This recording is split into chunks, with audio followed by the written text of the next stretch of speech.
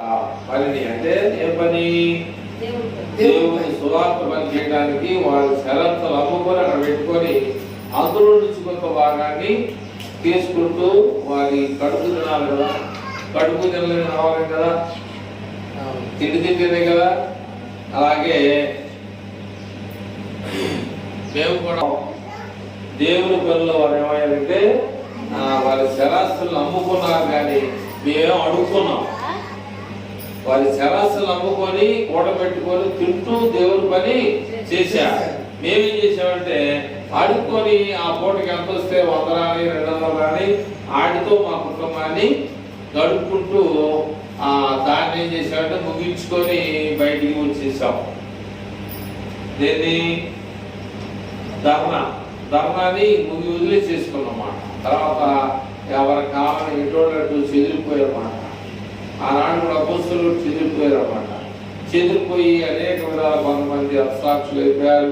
అలాగే ఇప్పుడు మేము చేసిన అందరం కూడా చాలా ఎంతో మంచి ఆనందకరమైనటువంటి జీవితాలు మేము కలిగి ఉన్నాం.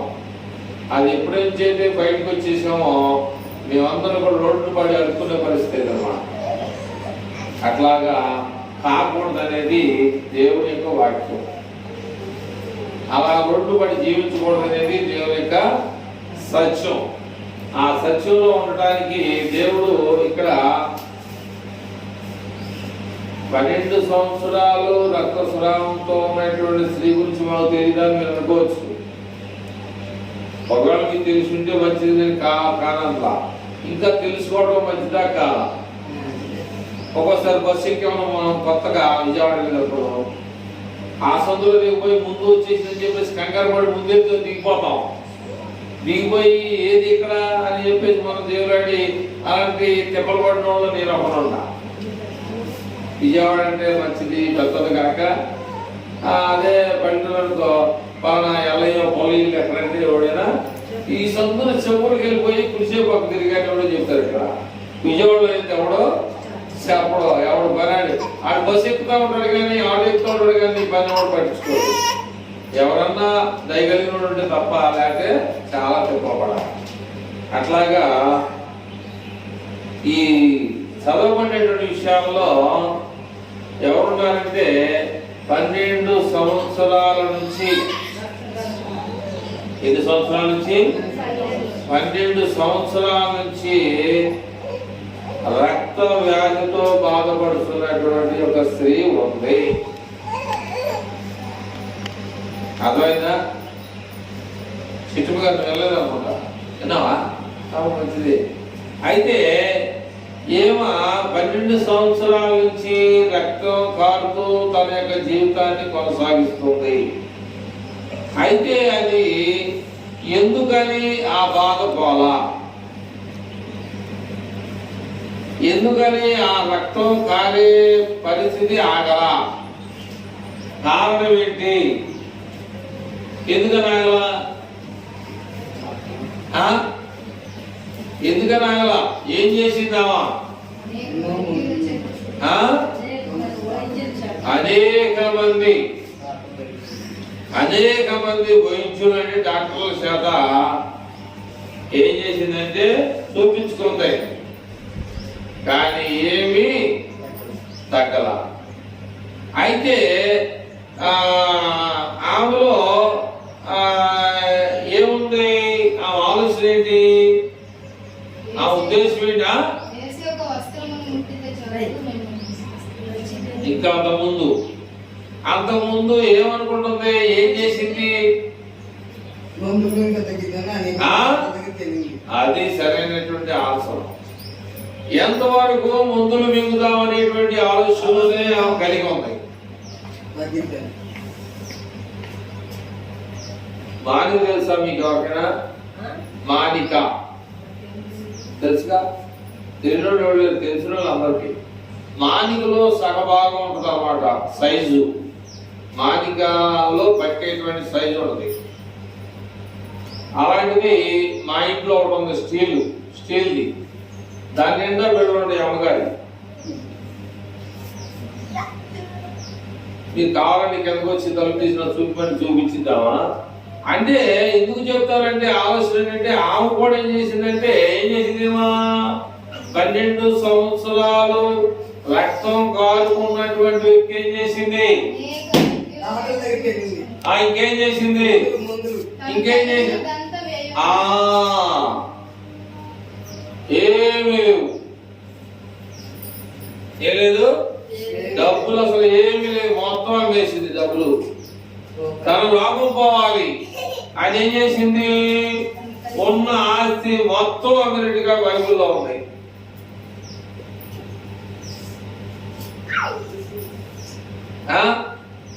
వాడు అంటున్నాడు రామేశ్వరంలో శనేశ్వరం తప్పలేదట.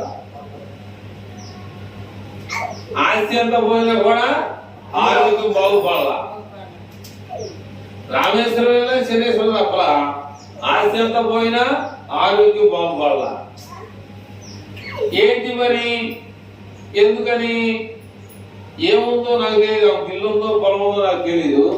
కానీ ఇక్కడ ఏం రాశాడంటే చదువు 25-26 వచ్చుల్లో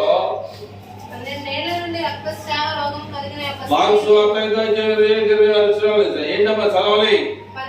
12 ఏళ్ల నుండి రక్తస్రావ రోగము కలిగి ఒక స్త్రీ ఉంది. ఆమె అనేక వైద్యుల చేత ఎన్నో తిప్పలబడి తనకు కలిగినంతయు వ్యయం చేసుకుని ఎంత మాత్రము కూడా ప్రయోజనము లేక మరింత బాగా సతికిలబడింది. ఏం చేస్తుంది? సంకట. సంకట అంటే ఇది బాగా ఇక లెక్కలేని స్థితి, శక్తి లేని స్థితి, నడవలేని స్థితి, ఇంకా ఉన్న డబ్బంతా అయిపోయింది. ఇక రిక్షా కానీ ఎదురు బండి కూడా ఛార్జీకి లేనటువంటి స్థితి. ఎట్లా? ఎవరో సహాయం కావాలి. అర్థమైందా? ఎవరో సహాయం కావాలి. ఎవరో సహాయం కావాలంటే అప్పుడు గుర్తుకొచ్చాడనమాట.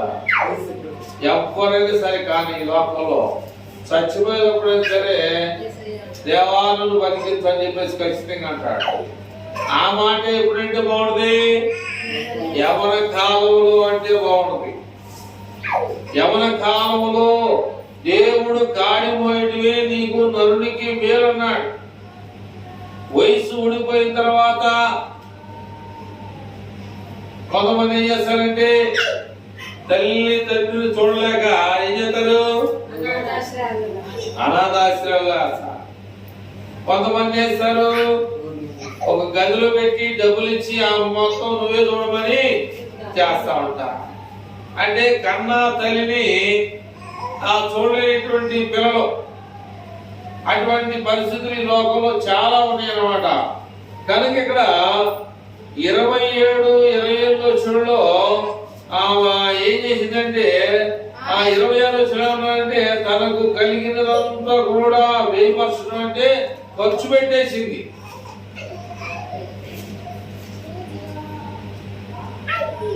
అవడన్నాడు ఖర్చు పెట్టడం అనేది కష్టమంట. ఖర్చు పెట్టడం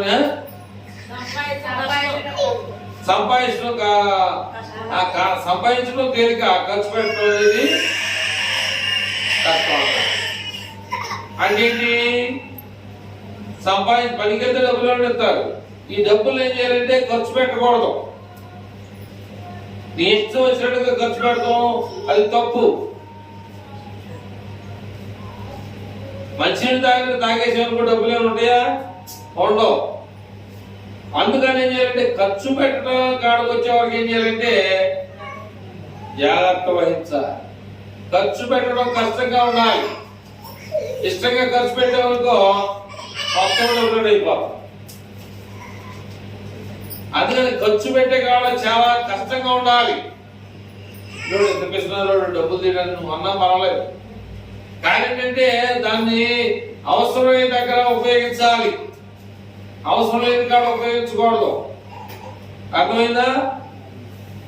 అయితే 27 వచ్చిన అంటే ఆమె యేసును గూర్చి విని నేను ఆయన వస్త్రములు మాత్రమే ముట్టినా. చూడండి ఏమైపోయిందండి, ఎవరు లేరు. ఏమంటారు సామెత, దిక్కులు గౌడు దిక్కు అంటాడు. ముందేమయ్యాడు, వాడి చేతులు బాగున్నప్పుడు అప్పుడు లేడా? అప్పుడు లేడు. అప్పుడు లేడంటే అప్పుడు చేతులు డబ్బులు ఉన్నాయిగా, తేలిక మంచిగా తాగేసాం. అప్పుడు తాగేసామంటాం. ఎవరైనా పెట్టకపోయినా, ఎవరైనా చూడకపోయినా మనం ఏం చేస్తాం? నిద్రలేస్తా ఉంటాం. అదేం చేయాలి? ముందుగా జాగ్రత్త, జాగ్రత్త, ప్రమాదం ఉంది, జాగ్రత్త అని చెప్తాం పిల్లలకి. బడికి వెళ్ళేటప్పుడు పెద్దవాళ్ళు కనుక అనుభవించే కనుక అవన్నీ తెలుసు కనుక ఆ విషయాలన్నీ కూడా మనం అనుభవంలో మనలో ఉండే కనుక మన పిల్లల్ని రోడ్డు వెళ్ళయ్యా అని చెప్పి చెప్తా ఉంటాం. అందుకని డబ్బు అనేది చాలా విలువైంది. ఆ విలువైన దాన్ని ఏం చేయాలంటే జాగ్రత్తగా విలువగా చూసుకోవాలి. ఎలా పనికి వచ్చేస్తారని అనుకో, మరి మంచంలో పడితే ఎవడతాడు? మంచంలో పడతాం అనుకుంటావా? తెల్లారి పొద్దున్నే పనికి వెళ్ళాలి అనుకుంటాం, కానీ మంచంలో పడతాం అనుకుంటా ఎవడన్నా అనుకోడు. కానీ తెలీదు ఎప్పుడు ఏం జరుగుతుందో కూడా ఎవరికి తెలియదు. కాబట్టి మనకేముండాలి? సిద్ధపాటు కలిగి ఉండాలి, జాగ్రత్త కలిగి ఉండాలి. ఏ టైంలో ఏం సంభవించిందో కూడా మనకు తెలియదు. కాబట్టి మనం ఏమై ఉండాలంటే, ఈ 12 సంవత్సరాలు రోగం కలిగిన వ్యక్తి ఏంటంటే, నా దగ్గర డబ్బులు ఉన్నాయి కదా, అయిపోయినా చూపిద్దాం అన్నట్టుగా చేసింది అన్నమాట. అంటే అయిపోయినాక యేసును గురించి విందగాని 5 డబ్బులు ముందు మాత్రం యేసును గురించి తెలుసుకుంటే ఆమె డబ్బులు ఆమె దగ్గరే ఉండేవి, ఆమె రోగం పోయేది. కానీ ఎప్పుడు తెలుసుకుంది? డబ్బులంతా అయిపోయినాక. డబ్బులను అయిపోయినాకే దేవుడు గుర్తొస్తాడు కనుక చదువు. ఆమె యేసును గూర్చి విని నేను ఆయన వస్త్రమును మాత్రం ముట్టిన బాగుపడుననుకొని జన సమూహములలో ఆయన వెనుకకు వచ్చి ఆయన వస్త్రము ముట్టెను. ఎమ్మటే ఆమెకున్నటువంటి రక్తం కారిపోయేది ఆగిపోయింది.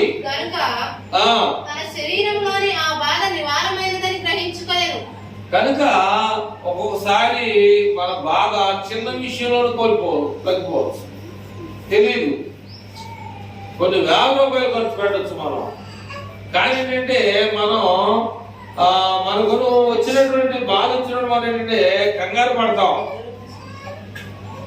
ఇబ్బందుల్లో పడి కొట్టుకులాడుతూ ఉన్నటువంటి మనిషిని మనం చూస్తే ఏంటంటే ఎంతవరకు 108 ఫోన్ చేస్తామే కానీ అందరూ కలిసి నీకు రోడ్డుకు వచ్చినటువంటి ప్రార్థన చేయమని అడగం.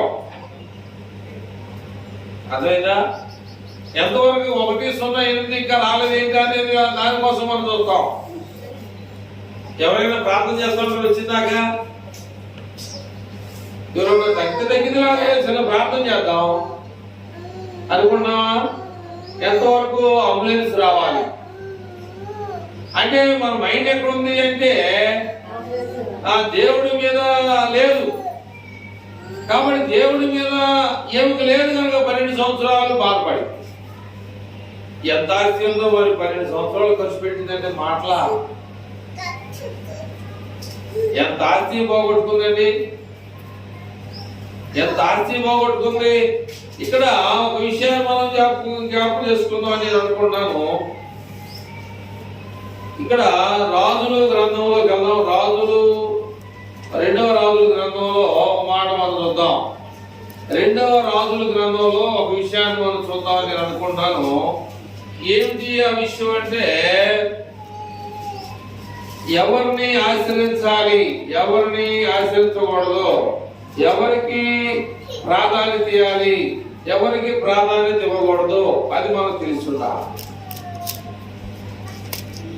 మన ప్రయాణం ఎవరితో కలిసి ఉంటే బాగుంటుంది అనే విషయాన్ని కూడా మనం ఆలోచించాలి. ఇంకా ఒక విషయాన్ని మనం చూస్తే రాజులు 2వ గ్రంథము 4వ అధ్యాయం 8 నుంచి చదువుతాం. ముందుకెళ్తే ఏముంటుందో చూద్దాం ఒకసారి. రాజులు 2వ గ్రంథము 4వ అధ్యాయము 8వ వచనం, పేజీ నెంబర్ 308. ఒక దినమందు ఎలీషా షూనేము పట్టణమునకు పోగా అచ్చట గనురాలైన ఒక స్త్రీ భోజనమునకు రమ్మని అతనిని బలవంతము చేసెను గనుక అతడు ఆ మార్గమున వచ్చినప్పుడెల్లా ఆమె ఇంట భోజనము చేస్తూ వచ్చెను. కాగా ఆమె తన పెనిమిటిని చూచి మన యొద్దకు వచ్చుచూ పోవుచున్నవాడు భక్తి కలిగినటువంటి దైవజనుడని నాకు తెలుసు. కావున మనము అతనికి గోడ మీద ఒక చిన్న గది కట్టించి ఆయనకి ఒక గోడ మీద చిన్న గది కట్టించి అందులో అతని కొరకు మంచము బల్ల పీట దీపస్తంభము నుంచుదును.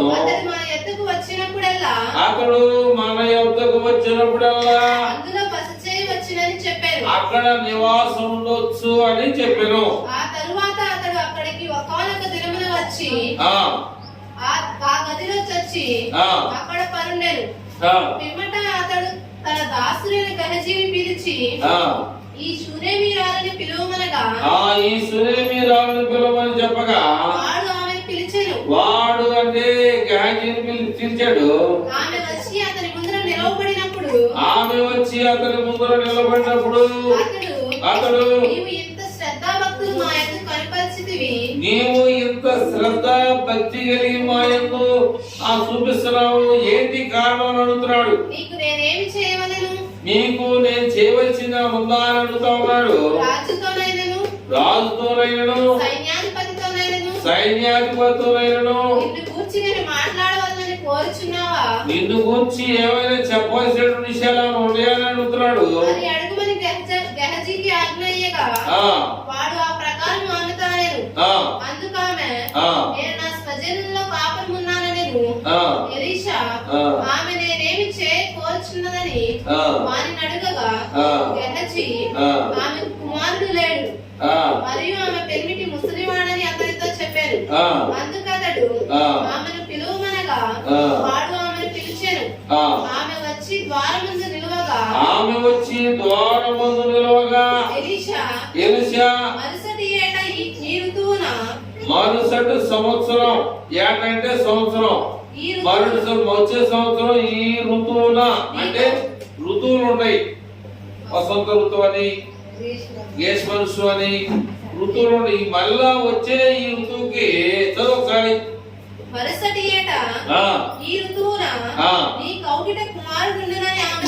కౌగిటిలో కుమారుడు ఉంటాడని ఆమె తనను ఆమె ఆ మాట విని దైవజనుడైన నా ఏలినవాడా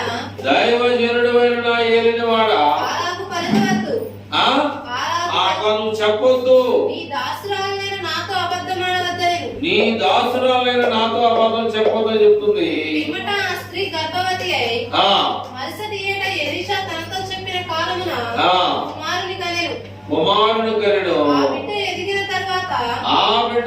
తర్వాత ఒకనాడు కోత కోయి వారి ఎదురున్న తన తండ్రి దగ్గరకు పోయి అక్కడ ఉండగా వాడు నా తల పోయేనే అని తన తండ్రితో చెప్పాను. అతడు వారిని ఎత్తుకొని తల్లి ఎద్దుకు తీసుకొని పొమ్మని పనివారిలో ఒకరికి చెప్పగా వాడు ఆ బాలుని ఎత్తుకొని వారి తల్లి ఎద్దుకు తీసుకొని పోయాను. పిల్లవాడు మధ్యాహ్నం వరకు తల్లి తొడ మీద పడుకొని ఇంటి చనిపోయారు. అప్పుడు ఆ పిల్లవాడిని దైవజనుని మంచము మీద పెట్టి కనుక ప్రియమైన వాళ్ళరా ఇది ఎలా ఉందంటే ఒక అబ్రహాము యొక్క కథలాగా ఉంది. కానీ ఒక విషయాన్ని మనం జ్ఞాపకం చేసుకోవాలి.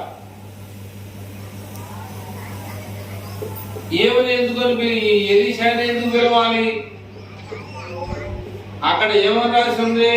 10వ వచనంలో ఏమని రాసి ఉంది? 10 9 10వ వచనం చదువు. కాదు 8వ వచనం 8వ వచనం 8.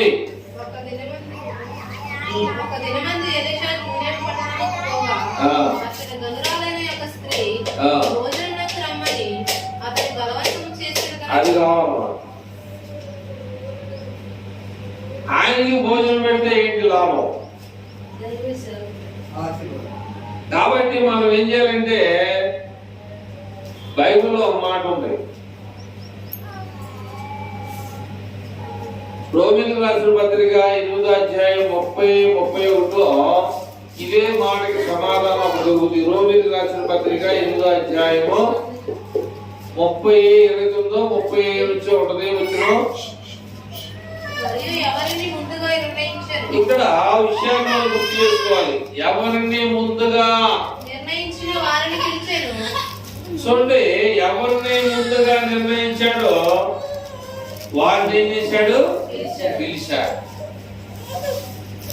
నువ్వు నన్ను ఎందుకు మీ ఇంటికి పిలిచావు? నాతో నీకేం పని? ఆయన దైవజనుడైనటువంటి ఎలీషా సామాన్యుడు కాదు. దేవుడు ఆయన పవర్ ఇచ్చాడు అన్నమాట. ఏమిచ్చాడు? పవర్ అంటే ఏంటి? కరెంటు, శక్తి. ఏమని ఇచ్చాడు పవరు? ఏ దేశం నుంచి వచ్చాడు? నయమాను. ఎక్కడి నుంచి వచ్చాడు? 10 వెండి మనుగుల బంగారం, వెండి, 10 దుస్తులు, బట్టలు. సిరియా దేశానికి రాజు. నువ్వు యోర్దాను నదిలోకి వెళ్ళి 7 సార్లు మునుగు, నీకున్న కుష్టి వ్యాధి పోయిద్దన్నాడు. అర్థమైందా? తుంగభద్ర నదులు కొనకూడదా? చాలా మంచి పాయింట్ అన్నమాట. తుంగభద్ర నదులు ఉన్నాయి, పెన్నా నది ఉంది, ఇంకా అనేకమైనటువంటి నదులు ఉన్నాయి కదా. అక్కడ మునుకోకూడదు. నేను యోర్దాను నదిలో ఎందుకు మునగాలి? యోర్దాను నదిలో ఎందుకు మునగాలంటే నువ్వు యోర్దాను నదిలో మునిగితే మునుగు, లేకపోతే లేదు, నీ దారిని పోవాలి. కానీ ఆయన చెప్పినట్టుగా మునిగాడు. ఆయన కుష్టి వ్యాధి మాత్రం కూడా ఆయన అమ్ముతున్నటువంటి గెహజీ ఏమయ్యాడు? దురాశ, దుఃఖం తెచ్చుకున్నాడు. దురాశ పడ్డాడు, దుఃఖం తెచ్చుకున్నాడు. నయమానికి పోయినటువంటి కుష్టి వ్యాధి. చూడండి, ఒక చిన్న ఇశ్రాయేలు దేశంలో ఉన్నటువంటి పిల్ల, ఏ దేశం అది? సిరియా దేశంలో ఉంది. అక్కడ ఇజ్రాయెల్ దేశంలో నీ వ్యాధి పోయింది, అమ్మగారు అయ్యగారికి చెప్పండి, అక్కడికి వెళ్తే చాలా నయం పోయే పరిస్థితి ఉన్నది. ఒక చిన్న పిల్ల ఏం చేసిందంటే, చూడండి దేవుడు ఎంత గొప్పవాడో. ఇశ్రాయేల్ దేశం నుంచి సిరియా దేశం చిన్నపిల్ల, ఆ చిన్నపిల్ల ద్వారా ఈ వ్యాధి పోవడానికి ఆ సిరియా దేశపు రాజు అయినటువంటి నయమాను ఏం చేశాడంటే ఇశ్రాయేల్ దేశంలో రాజుకి ఉత్తరం రాశాడు. ఇజ్రాయెల్ దేశంలో రాజుకి ఏం చేశాడంటే, నేను మీ దేశానికి రావాలంటే మీ అనుమతి నాకు కావాలని ఏం చేశాడు? లెటర్ రాశాడు. లెటర్ రాసేవాడికి ఏం జరిగింది? ఇశ్రాయేల్ రాజు ఏం చేశాడు? బట్టలు చింపుకున్నాడు. అందుకనే దేవుడు ఒక మాట అంటాడు, ఎక్కడ యెషయా గ్రంథం 1వ అధ్యాయంలో చదివితే యెషయా గ్రంథం 1వ అధ్యాయం తీస్తారు. యెషయా గ్రంథం 1వ అధ్యాయంలో తీస్తే దేవుడు మాట్లాడుతూ చాలా జాగ్రత్తగా ఉండాలి. చూడండి, మనుషులు ఏమయ్యారు? మనుషులు ఎక్కడ ఉన్నారు? ఆకాశమా ఆలకించు, భూమి చెవియకు, నేను పిల్లలను పెంచి గొప్పవారిని చేసి వారు నా మీద తిరగబడి ఉన్నారు. కాబట్టి దేవుడు ఏమన్నాడంటే ఆకాశం ఆలకించు, భూమి ఎత్తు అంటే నోరు లేనటువంటి ఎత్తు తన కామంతుని మేమేవాడిని ఎరుగును, గాడిద తన సొంత వాణితోటి తెలుసుకుంటది.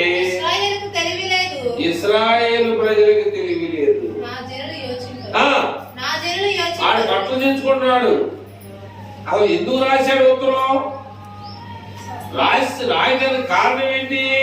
ఇక్కడ ఎవరైనా ఉండాలా? విచారణ ఉందా? విచారించాలా? నయమాను సిరియా దేశం నుంచి అయ్యా మీ దేశంలో ముందుందని తెలిసింది నాకు, ఉందా లేదా నువ్వు తిరిగి రెప్పలా ఇవ్వాలా? నువ్వు పట్టించుకోవడం ఇశ్రాయేలుకి ఏం లేదు. దోషభరితమైనటువంటి జనులారా ఉందా? పాపిష్టి జనమా, ఎంతకాలం ఇంకా మోసపోతా ఉంటాం? ఎంతకాలం ఏమో ఆస్తి ఎంత అమ్మేసింది? 12 సంవత్సరాల నుంచి రక్తం కాదే ఆస్తి అమ్మేసింది. ఎవరికి ఇవ్వాలి? ఎవరికి ఇవ్వాలి? దేవుడికి ఏమైనా సరదా ఇచ్చిందా? డబ్బంతా కూడా అవగొట్టేసి యేసు ఎవరో ఆయన తెలుసుకున్నాం. ఆయన దగ్గరికి వెళ్తే నా డబ్బులన్నీ పోయిన తర్వాత నా శరీరం ఇస్తే సరిపోతాను అనుకుందా? ఏమిటి మనం చేసే పని? ఈ సునేమిరాలు ఏం చేసిందంటే ఎవరామా అనుకున్నావా? జాగ్రత్తగా మనం వాక్యం జాగ్రత్తగా తెలుసుకోవాలి. తెలుసుకోకపోతే గుడ్డోడు కథలాగా పడిపోతాం, మనం ఒట్లో పడతాం. ఏ గర్భానికి ఎందుకు గోడ కట్టించి ఇల్లు కట్టించి ఒక దీపస్తంభం బల్ల మంచం ఇవన్నీ కూడా ఆయన చిత్రం ఎంత అవుతుంది డబ్బులు? ఎందుకు పెట్టాలానికి? ఏంటి ఆయన వల్ల లాభం ఏంటి? ఎవరికి పెట్టాలో వాడికి పెట్టాలి. దైవజనుడు నీ ఇంటికి వస్తే ఏం చేసింది? గర్భాలు ఏంటండి? సునేమిరాలు ఐగంది చోటు ఉన్నారు లేదా? ఇక్కడ ఏదో చెప్పావు అంతే. ఇక్కడ నీకు ఒక మరుసటి ఏంటది వసంత కాలం రోజున నీకు అబద్ధమాడుతున్నావా అంటున్నావా? బైబిల్ అంతా చూస్తానికి టైం చావు. అక్కడే ఉంది చదివాం. నువ్వు అబద్ధమాడుతున్నావు. నాకు పిల్లలు పడతావేంటి? నేను పెద్ద వయసు, నా భర్త కూడా ముసలి స్థాయిలోకి వచ్చాడు. నాకు పిల్లలు పుడతావేంటని చెప్పేసి అంటే పుట్టాడు. కానీ మళ్ళా ఆ పిల్లడు కాయలే పడి చనిపోయాడు. మళ్ళీ ఎవరి దగ్గరికి వెళ్ళిందంటే డాక్టర్ దగ్గరికి వెళ్ళా. ఈ చరిత్ర తెలుసు, అందరినీ చదివించడానికి సమయం లేదు. మళ్ళీ దైవమైనటువంటి ఎలీషా దగ్గర కబురు పంపించి, అయ్యా నువ్వే కదా నా ఇంటికి వచ్చి నాకు ఈ యొక్క కుమారుడిని ఇచ్చావు. ఈ కుమారుడు కాయలే పడి చనిపోయాడు. ఆయన ఆమె దగ్గర పనిచేసేవాడు పంపించి నువ్వు వచ్చిరా ఆయన పిలిచేసి ప్రార్థన చేస్తే ఆ కుమారుడు బ్రతికాడు. చరిత్ర తెలిసింది మీ అంతా. మనం ఎక్కడ డబ్బులు ఖర్చు పెట్టాలి? డబ్బులు ఎక్కడ ఖర్చు పెట్టాలి? వృధాగా ఖర్చు పెట్టాడు ఉన్నారు ఈ లోకంలో. నువ్వు దేవుని పని కొరకు ఖర్చు పెట్టు, నీకు ఇస్తాడు. మళ్ళా దేవుని సేవలు నువ్వు పని ఉపయోగించు, నీకు తిరిగిన కష్టం ఇస్తాడు. అంతేగాని నీ ఇష్టం వచ్చినటువంటి అనేకమైనటువంటి విషయాల్లో నువ్వు ఖర్చు పెడితే నీకేం లాభం రాదు. ఆ యొక్క లేక పుట్టినటువంటి కుమారుడు,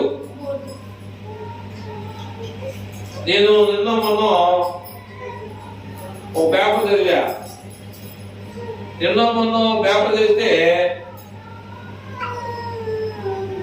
ఇక్కడ నాకు కనపడేటువంటి వారు ఎవరు కనపడతలా. ఎవరున్నారంటే ఇక్కడ ఒక పిల్లలు గురించి సెలవులకి ఆ గోడికి బహుకాలం అంటే ఎందుకు తలకొన పెట్టేవాడు ఆడు మొత్తాన్ని బాధ్యత తీసుకొని దాని కార్యక్రమాన్ని చేయగలిగినటువంటి వాడు. నేను నిన్న మొన్న పేపర్లో చదివా, చిన్న పిల్లలతో తల్లిలో తండ్రి చనిపోతే ఐదవ సాంప్రదాయంలో వాళ్ళు తప్ప వేరేవాడు పెట్టకూడదు. అర్థమైనా వాళ్ళ కడుపును పుట్టినోళ్ళు ఎవరైనా కానీ ఆడపిల్ల కానీ మగపిల్ల కానీ ఒక సిద్ధాంతం, ఒక రీజను, ఒక పద్ధతి, నియమం అవన్నీ కూడా ఎప్పటి నుంచి వస్తున్నాయి? పూర్వకాలం నుంచి వస్తున్నాయి కనుక వాళ్ళ యొక్క నియమాన్ని వారు దాటం. నేను పేపర్లో చదివి ఆశ్చర్యపోయినా చిన్నపిల్లల చేత నొప్పండిచ్చేటువంటి పరిస్థితిని చూసా. అలాగే ఇక్కడ ఇలాగా చనిపోయినటువంటి పిల్లోడిని మళ్ళీ దైవమైనటువంటి ఎలీషా ప్రార్థన చేస్తే బతికాడు. కాబట్టి ఇక్కడ దేవుని యొక్క వాక్యాన్ని బట్టి మనం ఆలోచన చేస్తామంటే ఏమి పెట్టినటువంటి ఆ భోజనం వృధాగా పోయిందా, వ్యర్థంగా పోయిందా? ఎవరు అనుకున్నాం? ఆయన దేవుడు తర్వాత దేవుడు. అర్థమైందా? దేవుడు నీకు నయమానుకు పోయినటువంటి కుష్టి వ్యాధి నీకు నీ పిల్లలకి కలుగునుగా కనగని వెంటనే అంత పవర్ఫుల్ కలిగినటువంటి ఎలీషా. ఏలియా కూడా దైవజనులు మోసే దగ్గర నుంచి చూసుకుంటూ వస్తే వాళ్ళకి దేవుడు శక్తినిచ్చాడు. ప్రజలు నమ్మాలంటే అక్కడ అద్భుతాలు చేయించాడు దేవుడు. ప్రజలు తెలుసుకోవాలి దేవుడు ఉన్నాడని తెలుసుకోవాలంటే ఎర్ర సముద్రం దగ్గరకు వచ్చినాక ఏం చేస్తున్నాడు మోసే? ఏం చేస్తున్నాడు? ఆలోచిస్తున్నాడు. ఆలోచిస్తుంటే దేవుడిని అడిగాడయా, సముద్రం అడ్డు వచ్చింది, నేను ఏం చేయాలి? నీ చేతిలో ఉంది కర్ర, ఆ కర్ర తీసుకొని సముద్రాన్ని కొట్టు. ఈ అద్భుతాలన్నీ కూడా మనకు తెలియాలి. అవన్నీ కూడా మనం మన కుటుంబంలో తెచ్చుకోవాలంటే ఏం చేయాలి? చివరిగా కొద్ది మాట చదివి ముగించుకోవడానికి నేను సిద్ధం కలిగి ఉన్నాను. ఇదే రాజులు మొదటి గ్రంథంలోకి వెళ్దాం. ఈ రాజులు మొదటి గ్రంథంలో 3వ అధ్యాయంలో కొద్ది విషయాలు చూసుకొని మన దేవుని యొక్క భాగాన్ని ముగింపుకి వెళ్ళడానికి మనం సిద్ధపడదాం.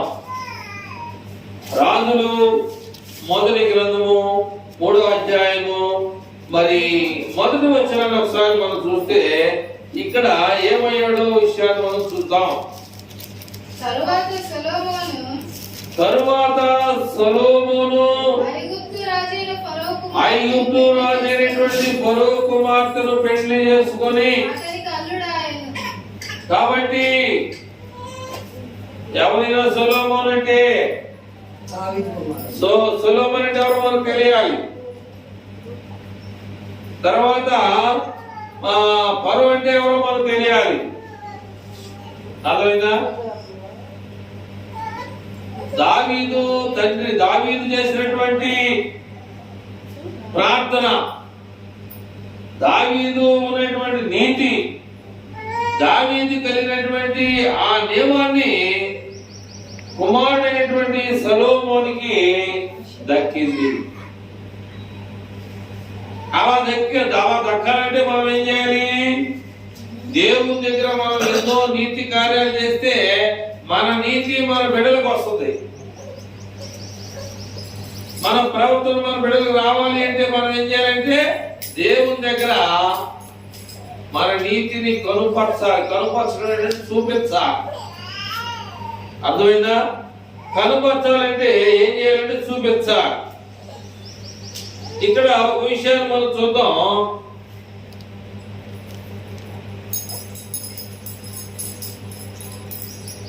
సరే, ఇక్కడికి వస్తానండి. ఇక్కడ ఏంటంటే 7వ వచనాన్ని మనం చూద్దాం. 3వ అధ్యాయం రాజుల గ్రంథము 7వ వచనం చూద్దాం. ముందుకెళ్తే, నా దేవా యెహోవా, సొలొమోను మాట్లాడుతున్నాడు. ఏమనంటే, నా దేవా యెహోవా, నీవు నా తండ్రి దావీదునకు బదులుగా దాసుడైన నన్ను రాజుగా నియమించి ఉన్నావు. అయితే నేను బాలుడను, అయితే నేను చిన్నపిల్లోడిని, కార్యములు జరుపుటకు నాకు బుద్ధి చాలదు. కార్యాలు చేయడానికి నాకు బుద్ధి చాలదు.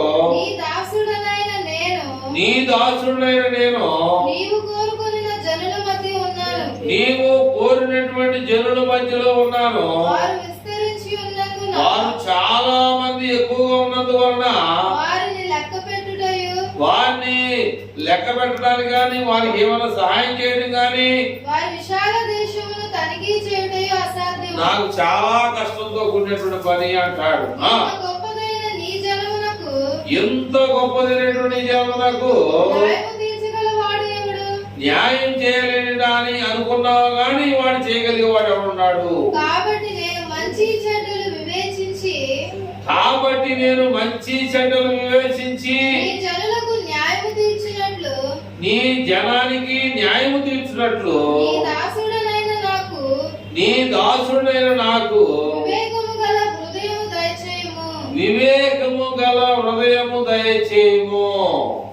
సొలొమోను చేసిన ఈ మనవి, సొలొమోను చేసినటువంటి ఈ మనవి ప్రభువునకు అనుకూలమైన గనుక, దేవునికి ఇష్టమైంది గనక దేవుడు అతనికి ఇలాగ సెలవిచ్చాడు. దేవుడు ఆయనకి ఎలాగో తెలియజేస్తా ఉన్నాడు. దీర్ఘాయువునైనను, ఆ? దీర్ఘాయువునైనను, ఐశ్వర్యమునైనను, నీ శత్రువుల ప్రాణములైనను అడుగక, న్యాయములను గ్రహించుటకు న్యాయములను గ్రహించుటకు వివేకము అనుగ్రహించుమని నీవు అడిగితివి. వివేకము అనుగ్రహించమని నీవు అడిగితివి. నీవు ఇలాగున అడిగినందున, నీవు ఎలాగూ అడిగినందున నీ మనవి ఆలకించుచున్నాను. ఈ విషయాన్ని నేను ఖచ్చితంగా విన్నాను. బుద్ధి వివేకములు గల హృదయము నీకు ఇచ్చుచున్నాను. బుద్ధి వివేకములు కలిగినటువంటి హృదయాన్ని నీకు ఇస్తున్నాను. పూర్వీకులలో నీ వంటి వాడు ఒకడును లేడు. నేను ఈ లోకంలో చాలా మందిని చూస్తూ వస్తున్నాను కానీ నీలాంటి వాడు ఒక్కడ కూడా లేడు అనేటువంటి విషయాన్ని నీ వంటి వాడు ఒకడును ఉండడు చెప్తున్నాడు. అయితే 13వ వచనంలో ఉన్నాయంటే, మరియు నీవు ఐశ్వర్యమును, నీవు ఐశ్వర్యమును ఘనతను ఇమ్మని అడగకపోయినను, ఘనతను ఇమ్మని అడగకపోయినను నేను వాటిని కూడా నీకు ఇచ్చుచున్నాను. నేను వాటిని కూడా నీకు ఇస్తా ఉన్నాను. అందువలన నీ దినములన్నిటిను రాజులో నీ వంటి వాడు ఒకడును కూడా. మా నాన్న తప్పిన వాళ్ళు ఉన్నారు, లేదంటే మా కుటుంబం మీదకి వచ్చిన వాళ్ళు ఉన్నారు, లేదా మేమంటే శత్రువులుగా ఉన్నారు, మేమంటే ఇష్టం లేని వారుగా ఉన్నారు, మేమంటే రాజ్యం పరిపాలిస్తుంటే చాలా మంది మా మీద ఇష్టపడలేదు, అలాంటి వారిని నిర్మూలన చేయాలని మాట కూడా అనలేదు కనుక ఇలాంటి వాడిని నేను ఈ భూభాగం మీద ఎక్కడ కూడా చూడలేదనేటువంటి విషయాన్ని చెప్తూ ఏమన్నాడు 13వ వచనంలో, మరియు నీవు ఐశ్వర్యమును ఘనతను ఇమ్మని అడగకపోయినప్పటికీ కూడా నేను వాటిని నీకు ఇస్తున్నాను. అందువలన నీ దినములన్నిటిను రాజుల్లో కూడా నీ వంటి వాడు ఎప్పటి కూడా చదువు. మరియు నీ తండ్రి అయినటువంటి దావీదు నా మార్గములలో నడిచి నా కట్టడలను నేను నియమించినటువంటి ధర్మమంతటిని గైకొన్నట్లు నీవు నడిచి వాటిని గైకొని ఎడల నిన్ను దీర్ఘాయుష్మంతుడిగా చేసేదను అనేటువంటి విషయాన్ని తెలియజేస్తాం. కనుక ప్రేమికుల ద్వారా మరి దేవుని యొక్క విషయాలన్నీ కూడా మనం చాలా వింటా వస్తా ఉన్నాం కానీ కొన్ని విషయాల్లో మనం ఏమవుతా ఉన్నామంటే తప్పిపోతా ఉన్నాం. కొన్ని విషయాల్లో మనం ఏమైపోతున్నాం అంటే తప్పిపోతా ఉన్నాం. 12 సంవత్సరాలు రోగంతో ఉన్నటువంటి వ్యక్తి దేవునికి ఏ మేలు చేయాల అర్థమవుతున్న మాటలు 12 సంవత్సరాలు రోగంతో ఉన్నటువంటి వ్యక్తి తన ఆస్తి అంతా కూడా ఆమె ఖర్చు పెట్టుకుంది, కానీ దేవునికి 1 రూపాయి కూడా ఇలా. దేవుడు ఇచ్చాడు కానీ దేవుడికి మాత్రం ఆమె ఇలా. మరి గనురాలుగా ఉన్నటువంటి వాడితో నాకెందుకు, వాడికి మంచం నేను యాడ్ చేపిను, బల నేను యాడ్ చేపించను, దీప స్తంభాలు నేను యాడ్ చేపించను, వచ్చినప్పుడల్లా మా ఇంటికాడ భోజనం చేసేవాళ్ళమంటే నేను యాడ్ ఉండి పెట్టను, నా విషయం ఉడికిపోయింది అనుకుందా? ఎందుకని వయసు ఉడికి రావు ఏం చేసి చెప్పండి. అయ్యగారు ముసలి ఇంటికి వస్తే ఆ ముసలి తెలీదా ఆయనకి?